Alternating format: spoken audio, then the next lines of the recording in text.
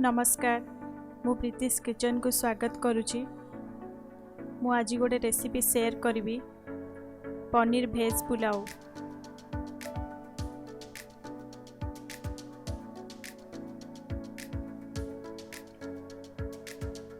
पनीर भेज पुलाव प्रस्तुति पई कौन कौन सामग्री दरकार चलतु देखि नेबा।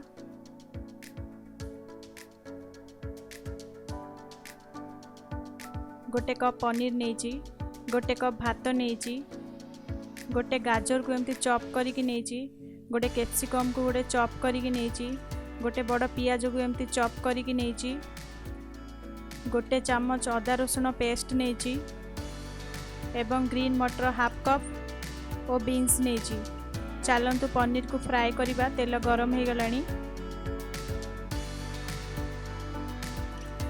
मु अल्प तेल रे फ्राए करी एवं से गोटे पिंच लंका गुंड गोटे पिंच लुण ऐड कली।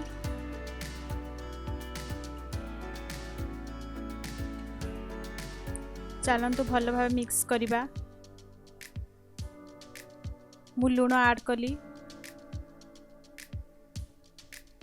देखंतु पनीर फ्राए हो गलानी। चलतु तेल गरम करवा। तेल गरम हो गलानी। से मु गोटे चामच जीरा ऐड कली, दुईटी लवंग ऐड कली, गोटे खंड दालचीनी ऐड कली, गोटे तेजपत्र ऐड कली एवं काटिकी रखिथिबा पियाज को ऐड कली। चलंतु सब भल भाव मिक्स करवा।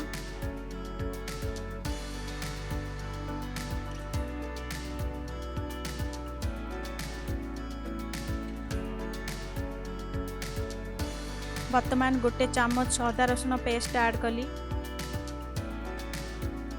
भल भाव मिक्स करवा।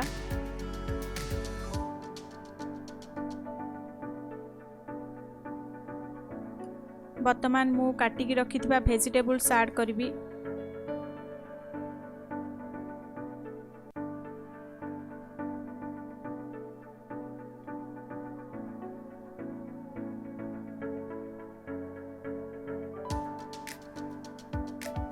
भल भाव मिक्स करी नेबा।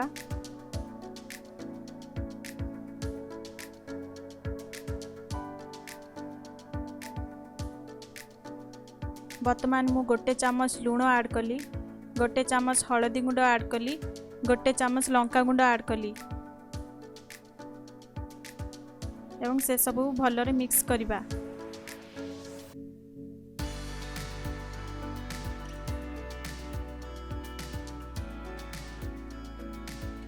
आपण टेस्ट अनुसार आपण लंका गुंड ऐड करेंगे।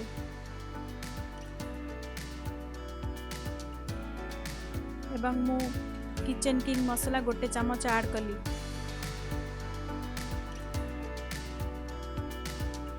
देखंतु आमर मसला फ्राए हो गलानी।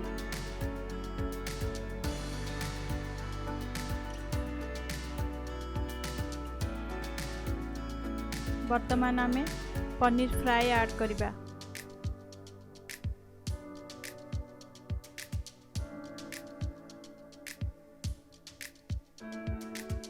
से सब को भल भाव मिक्स करवा।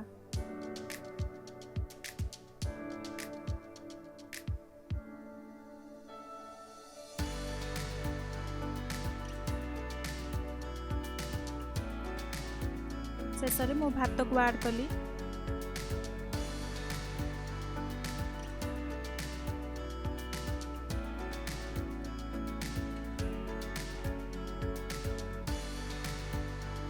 आपण माने चावल पर मध्य कुक करि परिबे।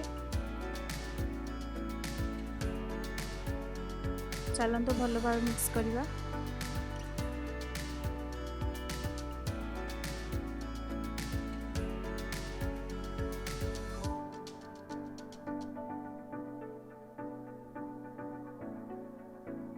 प्रस्तुति हो गला आमर पनीर भेज पुलाव। चलंतु सर्व करवा।